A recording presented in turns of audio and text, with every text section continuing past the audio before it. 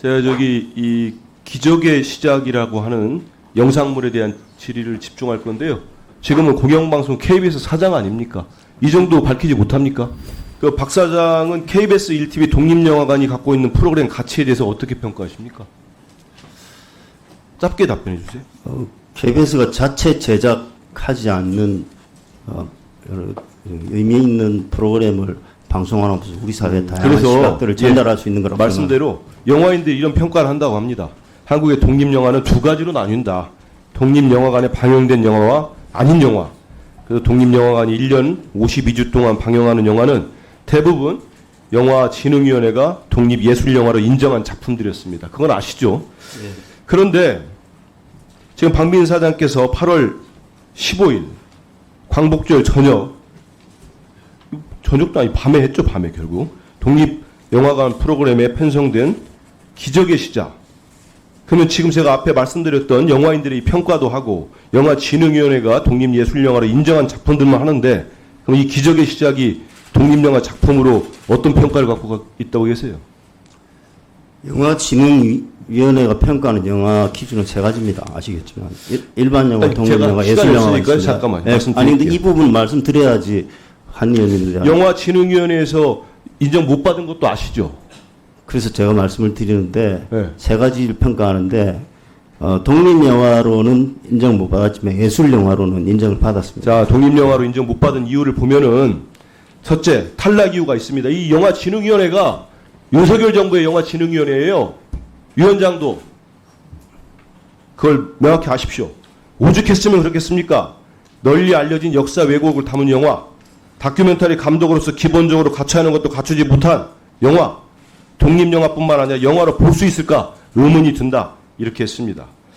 자, 그리고 이 공영방송의 자부심을 지키기 위해서 기적의 시작 방영을 저지한 KBS 구성원들 얘기 좀 하겠습니다. PPT 계속 나오니까 쭉 보세요. 이 방영한다고 하자마자 광복절에, 특히 광복절에 한다고 하니까 언론노조 KBS 본부부터 해서 반대를 합니다. 그런데 이렇게 보면은 우리 박 사장은 이게 제가 자료를 안 줘서 그래요. 구매 편성 최종 방영 결정 당시 어떻게 결정됐는지 좀 알고 계세요?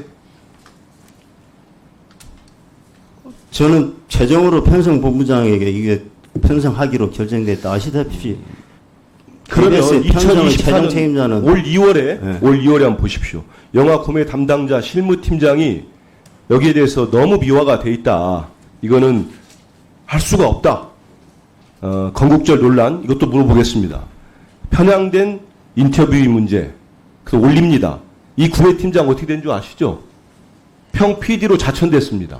그리고 2024년 7월 24일 이제 편성국장이 직접 구매 기한을 올립니다. 아마 국장 뒤에 온 것 같은데 근데 편성 책임자 사의 표명했다는 사람이 전결해서 구매를 완료합니다. 이거 얼마에 사셨어요?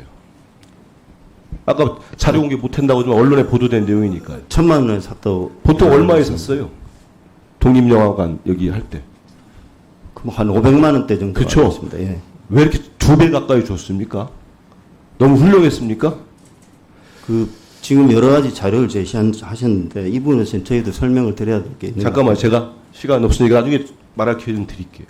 그래서 이제 7월 31일 날 마지막으로 실무진이 이걸 못한다고 하니까 편성 본부장이 직접 편집실에 갑니다. 가서 이걸 만들어냅니다. 도대체 저는 특히 이날이 무슨 날입니까? 8월 15일 날 좀 전에 우리 존경하는 신성범 의원님 말씀하신 나비 부인 방영돼가지고 뭐 시청자 게시판 난리가 났어요. 그러니까 실무자들은 다시 한번 중지를 요청합니다. 그런데 11시 10분에 방영을 해요. 이거 주도한 사람은 누굽니까? 그렇게 말씀하시는데 지금 제시하는 것과 다르게 저희가 홈페이지가 있습니다. 시청자관. 거기에 이 방송을 하라는 청원이 한 건이고 방송 청원이 네 건입니다. 나비 그리고 부인 얘기에 대해서 그런 여론이 있어가지고 지금 그렇게까지 지금 보여주신 여론이 너무나 일방적이어서 제가 반대 자, 지금 보여드리는 겁니다. 내용 좀 얘기 드릴게요. 예. 그럼 내용부터 합시다. 내용도 하고 그러면 이거 보셨어요? 직접 박 사장은? 네, 봤습니다. 그럼 1시간 보면 20분은 다 봤습니다. 보시죠. 그러면 여기서 중요한 내용들이 하도 허접합니다만은 한 두세 가지만 좀 얘기해 보죠. 세 가지 정도. 건국은 1948년 8월 15일이다. 동의하십니까? 우리 대한민국 건국이? 그 부분에 대해서 제가 지금 발표를 할 이유는 없다고 봅니다. 예. 저기 답변하십시오. 이건 매우 중요한 사안이라 답변하셔야 합니다. 동의 안 하십니까? 우리나라 건국이 언제라고 보세요? 기자도 오래 하셨고 지금은 공영방송 KBS 사장 아닙니까? 이 정도 밝히지 못합니까? 아니 밝힐 수 있지만 제가 지금 밝힐 기적의 수- 시간과 관련해 질문을 아니 반드시 이거는 이게 답변할 연결이 이유가 됩니다. 있습니까? 왜냐하면 기적의 시작일 본인 책임하에 그걸 방송을 했지 않습니까? 모든 국민들이 기적의 시간은 봤어요. 편성 본부장이 해서 저는 그 편성할 권한이 없습니다. 사장으로. 그리고 그럼 책임이 없다는 말씀드렸다시피 청원 내에 반대가 3.8%인 만큼 찬성도 잠깐만, 답변 보세요. 준비하세요. 예.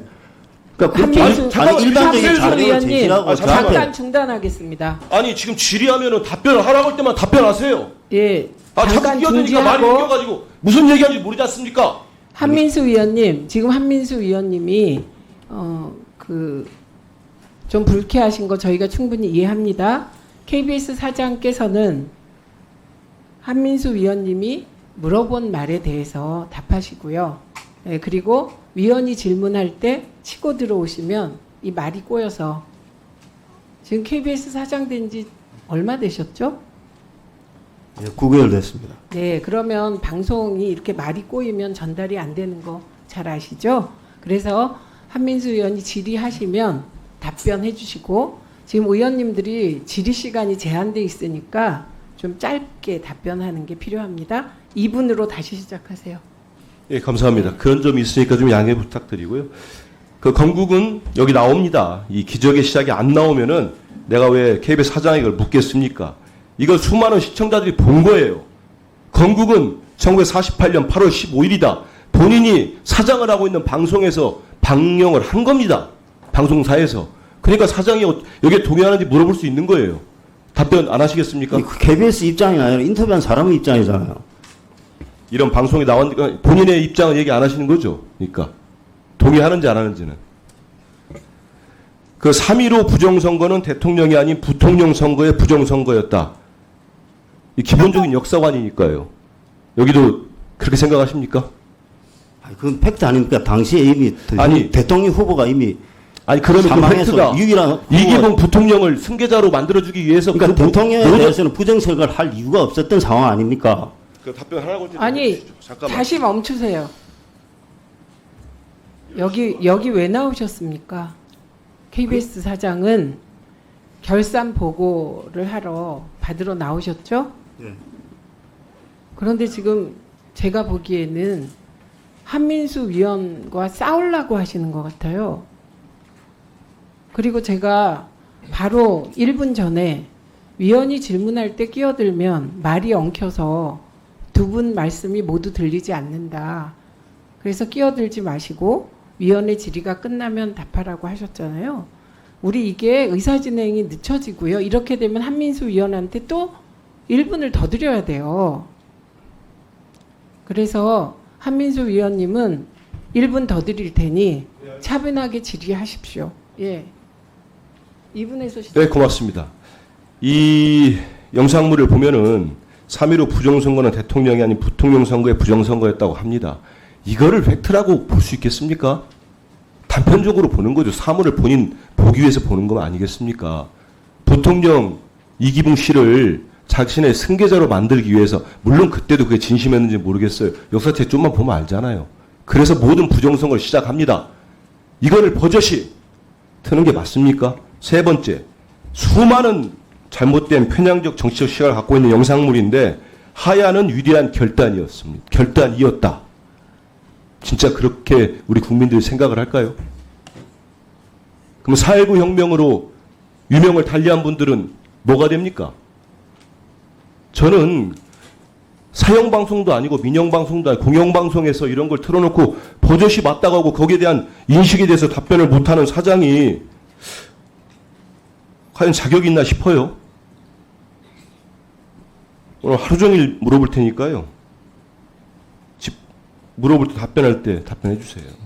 자, 시간이 그러니까 제가 지금 오늘 지금 첫 질의에서 얘기를 좀 드리겠습니다.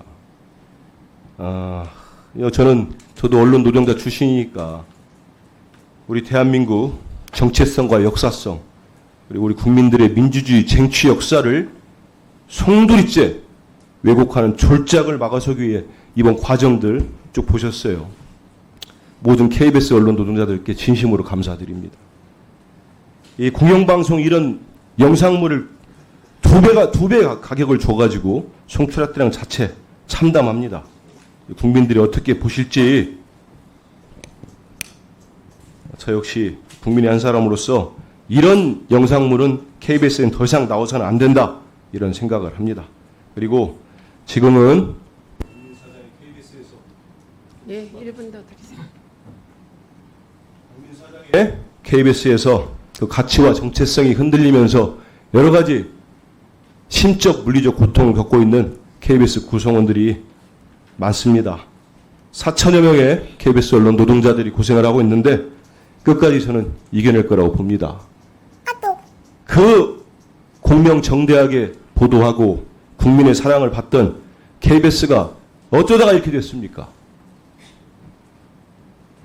광복절 새벽부터 기미가요하고 기모노를 입은 그 영상물을 보는 게 그게 정상입니까? 그 6월에 하려다가 날짜를 잡다 보니까 8월 15일 0시에 틀었다. 길 가는 국민을 잡고 물어보십시오. 그 정상이라고 보는 국민이 얼마나 있겠습니까?